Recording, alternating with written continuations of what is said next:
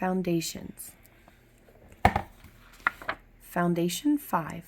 Be an encourager and build each other up. Day 2. Encourage daily. Do you play an instrument? Piano, violin, flute, guitar?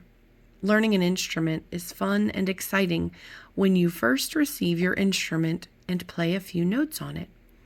It's fun to imagine yourself a maestro at the piano or a songwriter at your guitar. But all accomplished musicians have one thing in common. They practice. It's safe to say they practice a lot. Piano teachers often tell their students to practice every single day. Many believe that a little practice every single day is more effective in honing a skill than a few longer sessions of practice between lessons. There's something about daily practice, the retraining and rehearsing of a skill day by day.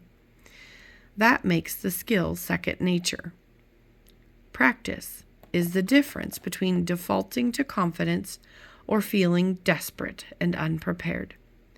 So, it's no wonder that the writer of Hebrews frames the work of encouragement in terms of daily practice.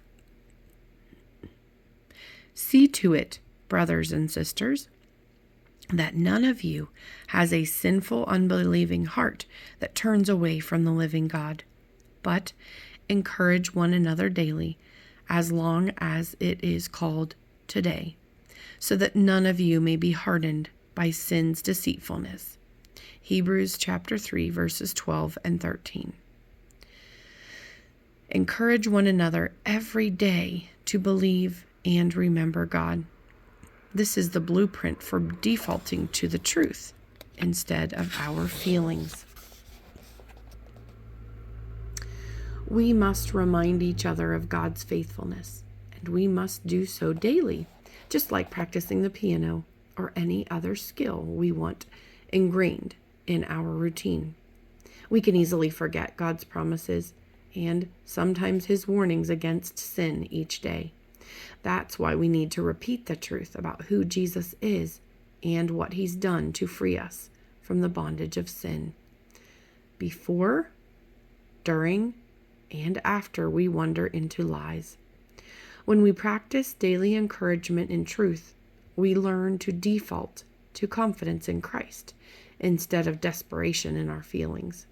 We need one another to be steadfast. Daily starts today. To dwell on.